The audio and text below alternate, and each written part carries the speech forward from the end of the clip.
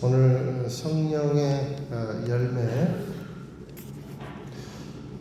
다섯 번째 시간입니다. 자비에 대해서 우리 함께 나누도록 하겠습니다. 지난주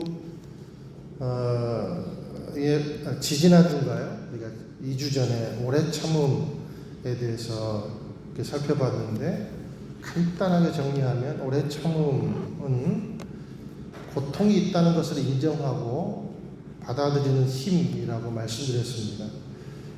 그러니까 발버둥 치려고 막 애쓰지 않는 그런 마음, 이런 마음이 오래 참음, 그냥 억지로 참는 게 아니에요. 그런 열매가 나에게 있다는 거죠. 또 하나는, 그래서 나는 죄인이고, 그리고 고통이라는 것은 인간 누구에게나 올 수 있는 것이기 때문에 그 누구에게나 올 수 있는 고난에 대해서 내가 먼저 사람을 원망하지 않겠습니다. 그리고 하나님을 또한 원망하지 않겠습니다. 그런 태도가 바로 오래 참음이라는 태도라고 말씀을 드렸습니다. 이제 오늘 다섯 번째 자비에 대해서 나누겠는데요. 자비, 우리 자막을 한번 띄워주실까요? 자비에 대해서. 자비는 그냥 원어는 그냥 읽지 마시고 그런 게 있어요. 이 세 가지 정도 의미가 있는데, 첫 번째는 훌륭한, 공정한, 정직한, 이런 의미가 있습니다. 두 번째는 어떤 임무에 알맞고 적합한 사람을 자비의 사람이라고 말해요. 갸우뚱하죠? 그 다음에 세 번째는요, 친절한 사람. 근데 이게 어떤 것을 포함하냐면 계약된 친절을 또 의미합니다. 그러니까 내가 어떤 회사에 계약이 되어 있잖아요. 그리고 뭐 교회에도 어떤 직분을 가질 수 있잖아요. 그런 거, 그럴 때 나타나지는 성품을 자비, 친절이라고도 이야기합니다. 좀 아카데믹한 시간이기 때문에 여러분들이 잘 따라오셔야 됩니다. 그래서 연결이 다 돼 있으니까 귀를 기울여서 들어주시면 감사하겠습니다. 먼저 이 자비에 대한 개념을 훌륭한, 공정한, 정직한, 이렇게 표현을 해봤는데, 시간과 공간의 개념으로 한번 살펴보겠습니다. 먼저 공정하기 위해서는 뭐가 필요하냐면요, 시간이 필요해요. 공정하기 위해서는. 나는 공정한 사람이다 라고 여러분들이 스스로 자부를 한다면, 나는 시간을 필요로 한다 라는 것을 여러분들이 느끼실 거예요. 그러니까 자비로운 사람은 즉흥적인 행동을 하지 않습니다. 그리고 바로 판단하지 않습니다. 굉장히 신중한 거죠. 마치 법관이 공판기일을 충분히 가지고 이 공소 내용을 거듭 검토하는 태도 같은 거예요. 여러분 요즘 보면 아시겠죠? 그리고 여러분 우리가 느끼는 거하고 재판 과정이 엄청 길잖아요. 그게 왜 그래요? 공정하려고 하는 거예요. 시간이 필요한 거예요. 여러분들이 공정한 사람이다 라고 말을 할 수 있다면, 여러분은 충분한 시간을 가지고 생각하는 사람이다, 이거하고 동일한 의미가 있겠습니다. 그래서 공정이라는 것은 무언가를 결정을 할 때 한 사람의 말을 듣고 또 자기가 좋아하는 사람의 말을 듣고 결정을 쉽게 지어버리거나 정죄하지 않는 그런 것을 공정이라고 말합니다. 그러니까 공정의 의미에는 함부로 정죄하지 않아요. 막 정죄하지 않아요. 어떻게 해요? 시간을 두고 판별하는 거죠. 구별을 하는 거예요. 공정이라는 것이 시간을 필요로 한다면, 정직은 뭐냐면 조금 더 깊이 있습니다. 이건 공간을 필요로 합니다. 공간. 정직은 삶이란 넓은 그 운동장에서 아주 일관된 자세를 가지고 이 공간 저 공간을 기웃거리지 않은 그런 태도가 정직이에요. 정직. 그 정직한 사람은 여기저기 기웃거리지 않아요. 자, 공정과 정직을 가능케 하는 성품이 있습니다. 그게 뭡니까? 자비라는 거죠. 마치 이것은 인간이 신의 어떤 그 속성 중에 하나를 닮은 그런 모습과 같습니다. 보편적이고 차별이 없고 그리고 무조건적인 그런 성품을 말하는 거죠. 자, 이것을 잘 나타낸 성경 구절이 있습니다. 우리 함께 한번 마태복음 5장 43절에서 48절까지 읽어보실게요. 시작. 또 내 이웃을 사랑하고 내가 너희가 들었으나 나는 너희에게 이르노니 너희 원수를 사랑하며 너희를 박해하는 자를 위하여 기도하라. 이같이 한즉 하늘에 계신 너희 아버지의 아들이 되리니 이는 하나님이 그 해를 악인과 선인에게 비추시며 비를 의로운 자와 불의한 자에게 내려 주심이라. 너희가 너희를 사랑하는 자를 사랑하면 무슨 상이 있으리요? 세리도 이같이 아니하느냐? 또 너희가 너희 형제에게만 무난하며 남보다 더하는 것이 무엇이냐? 이방인들도 이같이 아니하느냐? 그러므로 하늘에 계신 너희 아버지의 온전하심과 같이 너희도 온전하라. 자, 이런 뜻을 합치면 어떤 사람이 자비한 사람인가? 편중되어 있지 않고 공정하고 정직한 도덕성을 가진 사람, 또 어느 누구에게든지 공평하고 친절한 하나님의 성품을 닮은 사람, 이 사람이 자비한 사람이라고 볼 수가 있겠습니다. 한쪽만 말만 듣고 그 말이 다인 줄 알고 판단하지 않는 사람, 그리고 강자에게든지 약자에게든지 동일하게 친절한 사람, 그 사람이 자비로운 사람이라는 거죠. 이런 자비의 은사가 있는 사람은 어떤 삶을 살고 어떤 판단을 내릴까? 바로 이런 사람은 하나님이 보시기에 바른 삶을 삽니다. 그리고 하나님 보실 때 바른 판단과 바른 결정을 내리는 삶을 삽니다. 그러니까 이것이 예수님의 성품을 닮은 삶이라는 거죠. 자, 그렇다면 조금 더 실질적인 면으로 들어가서 우리가 인간이 어떤 기준으로 판단한 것이 그러면 하나님이 기뻐하시는 공정한 판단일까? 물론 완벽한 판단과 식별은 우리에게 있을 수 없어요. 여러분 자신을 너무 믿지 마세요. 너무 믿지 마세요. 그러면 자기 자신이 우상이 됩니다. 여러분의 의를 너무 신뢰하지 마세요. 그렇다고 여러분들을 너무 깎아내리지도 마세요.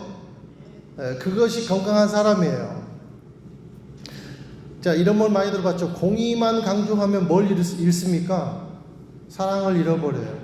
사랑만 강조하면 뭘 잃어버려요? 공의를 잃어버려요. 정의를 잃어버려요.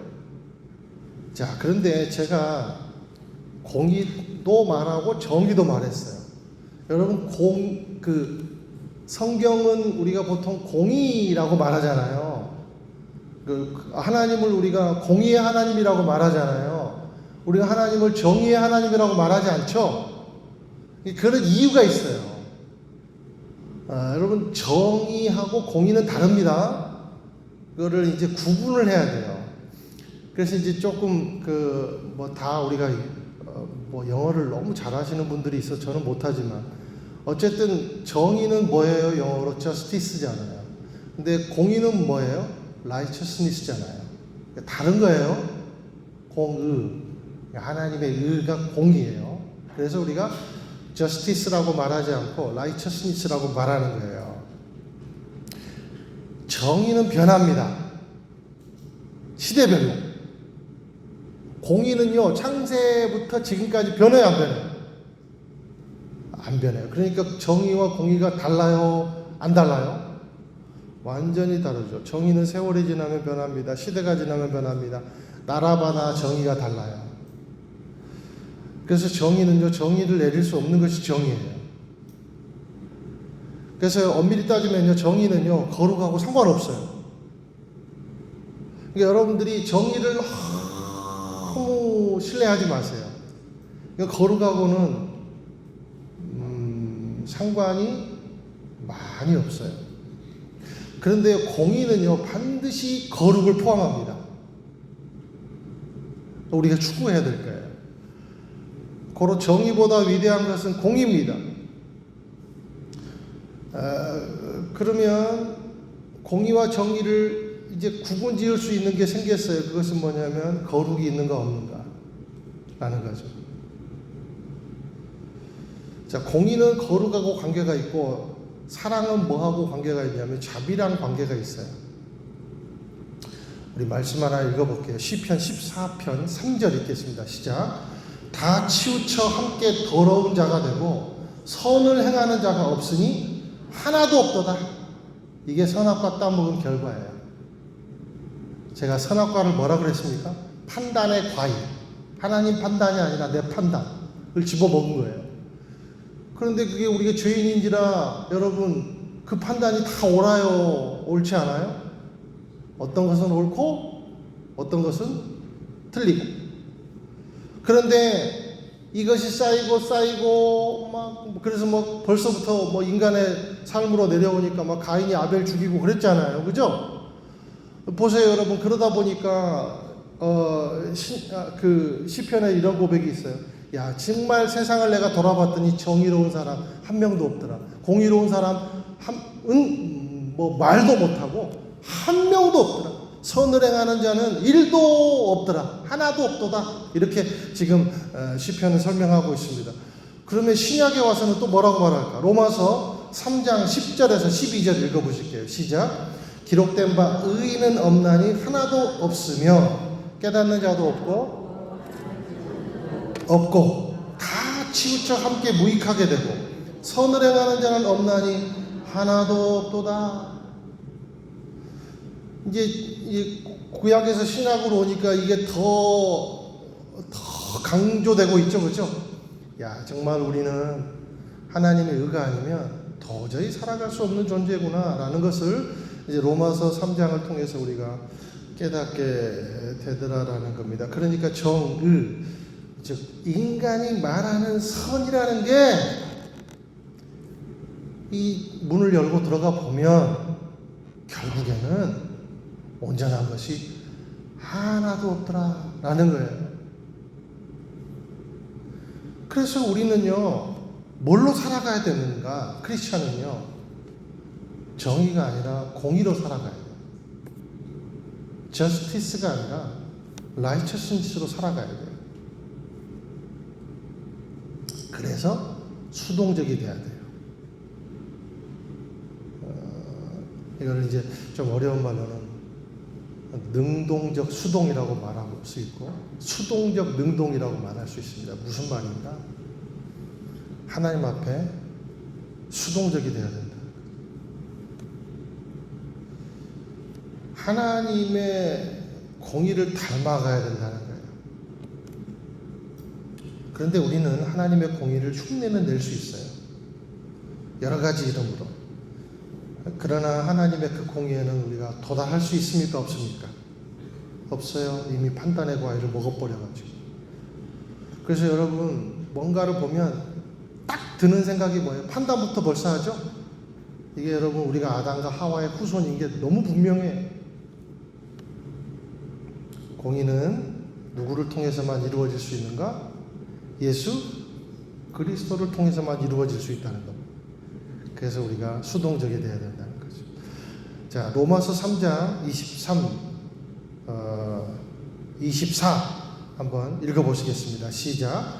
모든 사람이 죄를 지었으므로 하나님의 영광에 이르지 못합니다. 그러나 그리스도 예수 안에 있는 구속으로 인해 하나님의 은혜로 값없이 의롭다는 인정을 받습니다. 이게 이신득이에요. 공의는 거룩하고 관계가 있고 사랑은 자비와 관계가 있다고 말씀드렸습니다. 이런 기준을 가지고 볼 때 크리스찬이 의로운 삶을 사는 방법, 정의로운 삶을 사는 방법은 뭘까? 어떤 판단과 행위와 어떤 기준을 가지고 우리가 정의롭다고 말할 수 있겠는가? 무조건적인 신앙을 가지면 여러분 난 정의롭다고 말할 수 있어요? 사회적인 흐름이 맞으면 정의로운 사람입니까? 집단이 다 인정하고 내가 신뢰하는 사람이 말하면 또 그것을 따라가면 그것이 정의라고 말할 수 있습니까? 여러분들이 너무나도 존경하는 정치인들이 말하는 것이 다 정의라고 말할 수 있어요? 절대 그게 아닙니다.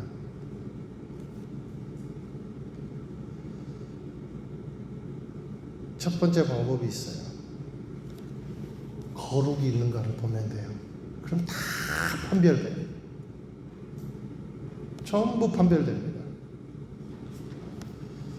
자, 한 가지 예를 들어볼게요. 동성애를 지지하는 쪽이 그들이 볼 때는 정의가 될 수 있어요. 그죠? 정의니까. 근데 동성애를 반대하는 쪽이 그들이 볼 때는 또 정의로운 것이 동성애를 반대하는 것이 정의라고 또 말할 수 있어요. 그런데 여러분, 제일 쉬운 방법은 뭐예요? 거룩이 있는가? 그 안에. 그럼 답이 나왔죠? 거룩이 있는가? 답 나왔잖아요. 좌든 우든 진보건 보수든 나하고 이념이 맞고 우연히 유튜브에서 설득력 있는 어떤 것을 보고 무조건 따라가는 것이 아니라는 거예요. 지금 같은 극단의 시대, 폭력의 시대는 어떤 정의를 절대화시키면 여러분도 모르는 사이에 가해자가 되어 있고요. 여러분도 모르는 사이에 피해자가 되어 있을 수 있어요.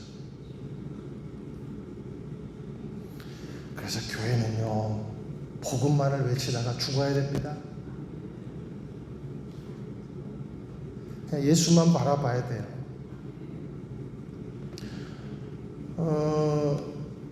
판단이 헷갈릴 때는 무조건 이것부터 생각하세요. 그곳에 거룩이 있는가? 그러면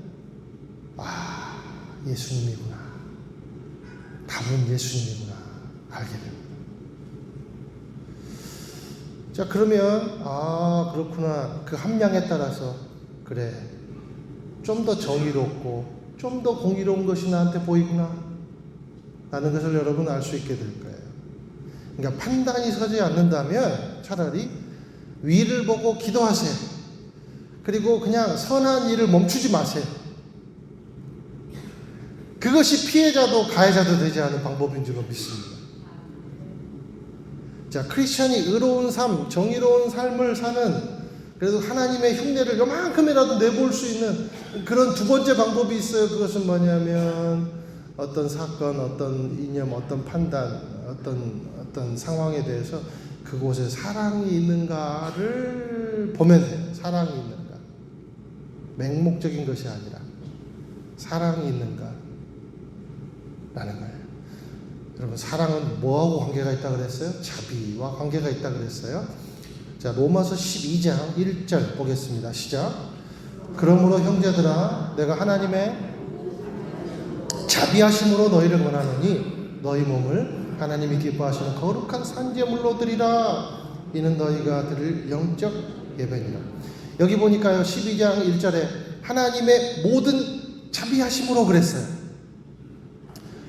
자, 보세요. 하나님의 모든 자비하심. 하나님의 모든 자비는 두 가지로 함축되어 있습니다. 자, 하나님의 자비가 두 가지가 있어요. 하나님의 편에서 볼 때는 뭐냐면, 하나님의 편에서 볼 때, 둘 다 사랑인데, 하나님의 편에서 볼 때는 아들을 내어주시기까지 한 사랑. 이게 하나님의 자비라는 겁니다. 그러면 이제 예수님의 편에서 볼 때는 뭐가 있어요? 삼위, 성자의 편에서 볼 때는 뭐가 있을까요? 십자가까지 순종한 예수님의 제물 대신 인간을 사랑하여서 하나님이 세상을 이처럼 사랑하사 독생자를 주셨으니 이는 저를 믿는 모든 자마다 영생을 얻게 하려 하심이니라. 사랑이 있어요. 그리고 성령님 편에서 볼 때도 사랑이 있죠. 끝까지 여러분 기도하는 것보다 성령이 더 탄식한대잖아요. 왜 그럴까요? 사랑하니까.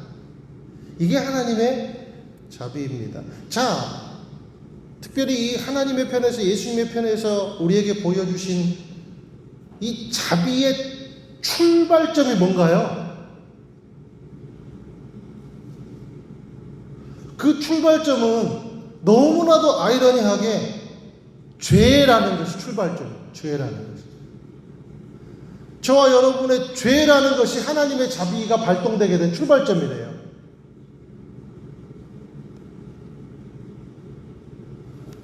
여러분 얼마나 감동입니까? 그렇죠?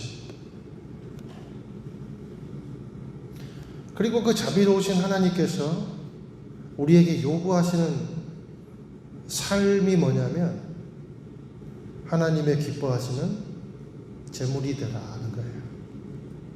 그래서 저는 로마서 12장 이 1절을 설교할 때마다 그렇게 설교를 합니다. 산제물이 삶제물이다. 살아있는 한 우리는 제물이다. 삶을 갖고 있는 한 우리는 제물이다. 그것이 삶제물이 아닌가. 그런 생각을 해봐요. 자, 하나님이 또 예수님이 이렇게 말씀하십니다. 마태복음 12장 7절 읽겠습니다. 시작. 나는 자비를 원하고 제사를 원하지 아니하노라. 하신 뜻을 너희가 알았다라면 무죄한 자를 정죄하지 아니하였으리라. 모르니까, 자비가 없으니까 가해자가 되고 피해자가 되는 거예요. 자, 당신의 삶이, 우리의 삶이, 우리 하나님을 쫓는 자녀들의 삶이 의롭다고 말한다면, 하나님이 기뻐하시는 삶이라고 말할 수 있다면, 하나님의 자비가 당신의 삶에, 우리의 삶에 살아있는가?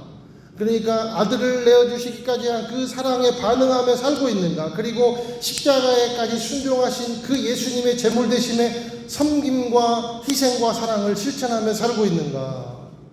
라는 겁니다. 이게 의로운 삶이라는 거죠. 의로운 삶.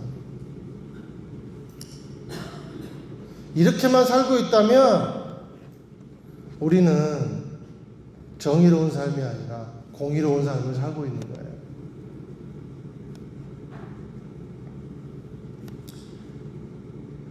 자비가 없는 삶하고 거룩하지 못한 삶은 서로 짝꿍이에요. 여러분, 자비가 없으면 거룩도 없어요. 그래서 오스왈드 챔버스라는 사람이 이런 말 했어요. 한번 제가 읽어드릴게요. 하나님의 집은 참으로 거룩하기 때문에 우리에게 자비를 베풀기 위해 독생자 예수님을 주셨다. 거룩하고 자비가 짝이죠? 이 목사님의 말씀에 의하면. 그리고요, 누가복음 6장 36절에 이렇게 말씀하셨어요. 너희 아버지의 자비로우심 같이 너희도 자비로운 사람이 되라. 그러므로 자비한 사람은 의와 사랑 안에서 아주 균형 잡힌 하나님의 인격이 있는 사람이 되라는 겁니다. 전 저와 여러분이 자비한 사람 되기를 예수님의 이름으로 축원드립니다. 전 저와 여러분이 정의에 기댄 삶이 아니라 공의와 함께하는 삶이 되기를 예수님의 이름으로 축원드립니다. 한 차원 더 좀 올라가세요. 나는 우리 새순교회가 한 차원 올라가는 공의로운 삶을 사는 성도들로 가득하게 되기를 주님의 이름으로 축원드려요. 자, 이제 아까 맨 서두의 자비에 대해서 우리가 쭉 몇 가지를 나눴는데, 자비에 또 나머지 뜻이 있다 그랬어요. 그것은 뭐냐면 특정한 일을 맡기에 적합한 사람, 특정한 일을 맡기에 아주 알맞은 사람이라 그랬어요. 그래서 이것을 계약된 친절이라는 의미를 갖고 있다고도 말씀드렸습니다. 그죠? 기억나시죠?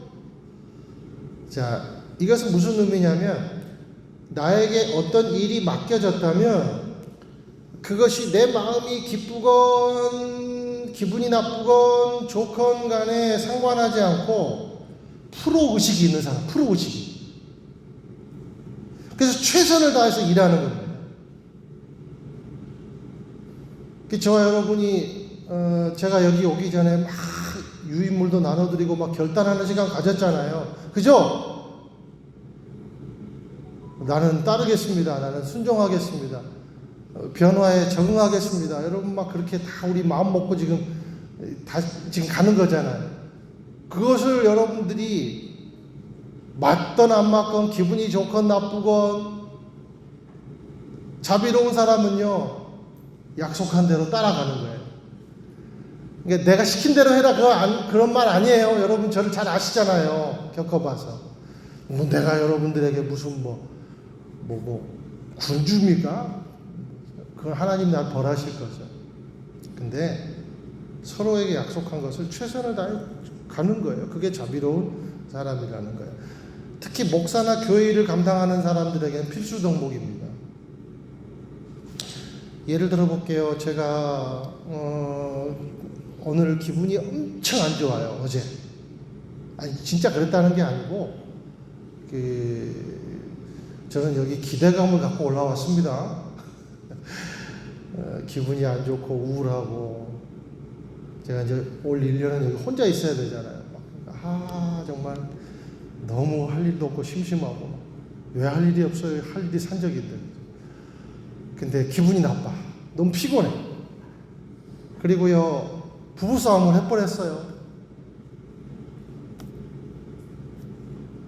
실제로 금요일인가 부부싸움한 게 아니라 제가 이제 교회에 뭘 사려고 갔다가 이렇게 이제 좌회전을 우회전을 하는데 이 외제차가 자기가 좀 기분이 나빴나 봐요. 그래가지고 저한테 창문을 열더니 육두문자 있잖아요. 그거를 얼마나 욕을 해야 되는지 이 정도 좀 떨어져 있는데 그래서 제가 순간 자비를 잃어버렸어요. 저도 창문 내려놓고 목사니까 이제 같이 욕은 못하고 왜 막 그랬어요. 그리고 이제 확 가더라고. 그래서 분이 안 풀려가지고 쫓아가다가 이제 저쪽으로 새길로 빠지길래 다른 창문 열고 어디 한번 와봐라 하고 기다리고 있다가 그러고 이제 가는데 세상에 오늘 설교가 자비 얼마나 후회가 되고 임 목사 너는 하나님의 말씀을 전한다고 하는데 너는 참 아직도 멀었다. 임 목사야 그런 생각을 했어요. 제가 참 못났구나. 내가 예를 들어 그런 것이 있다고 부부싸움을 했다고 나 오늘 주일날 설교 못하겠어요.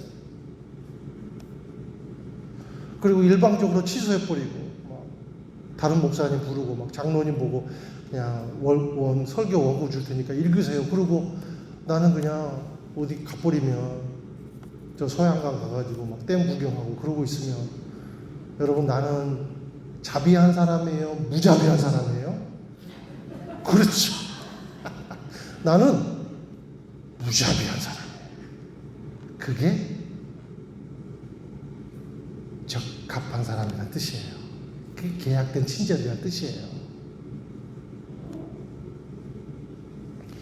여러분이 한번 마음 먹기로 했으면 한번 섬기기로 했으면 끝까지 섬기시기 바랍니다. 자비한 사람 되기를 예수님으로 축원드립니다. 내가 지금 당장 기분 나쁘니까 해야 될 일에 대해서 아예 그냥 안 해버리고 다른 사람한테 넘겨버리고 그러면 나는 무자비한 사람이에요? 자비한 사람이에요? 무자비한 사람이다. 그냥 나는 단지 미루는 사람이 아니라 무자비한 사람인 거예요. 그러니까 자비는 여러분 두 번째 의미로 들어오면 자비는 조금 더 실제적인 삶의 문제인 거죠. 통신회사에 전화를 했는데 고객님이 무시하는 소리를 했다고 일방적으로 전화를 끊어버리거나 똑같은 똑같이 해댄다면 고갱과 같은 수준이 되는 거예요. 무자비한 사람이 되는 거죠. 여러분도 서로 마찬가지예요. 내가 좀 기분 나쁘다고, 우린 성도와 성도의 하나님과의 자녀 관계잖아요. 근데 내가 좀 기분 나쁘다고, 이 사람은 나에게 뭔가를 알아보고 뭔가를 친근하게 다가갔는데 그냥 내가 기분 나쁘니까 막 다음에 와! 막 그러고, 아니 그것도 몰라 막 그러고. 그러면 우리는 그런 분들 한 명도 없어요, 제가 보니까. 근데 그러면 그 사람은 그냥 성격이 그런 사람이에요? 무자비한 사람이에요? 무자비한 사람인 거예요. 보세요 여러분, 인간 존재의 아름다움은 그리스도를 주실 만큼 자비하신 하나님의 사랑을 담는 태도에 있습니다. 할렐루야. 크리스찬의 자질과 이 크리스찬의 경향성은 예수 그리스도를 닮아가려고 오늘도 내일도 노력하는 태도에 있어요. 늘 강조하지만 완벽한 사람이 되려고 하지 마세요. 그러나 일관성 있는 사람은 되세요. 그 사람이 자비로운 사람이에요. 하나님의 기쁨이 되기 위해서 내 마음이 그분의 삶에 적합한 삶이 될 수 있도록 내가 예수님 앞에 늘 내어드리는 그 예수님을 닮아가는 저와 여러분이 되시기를 주님의 이름으로 축원드립니다. 아까 읽었던 로마서 12장 1절 말씀 읽고 마치도록 하겠습니다. 시작.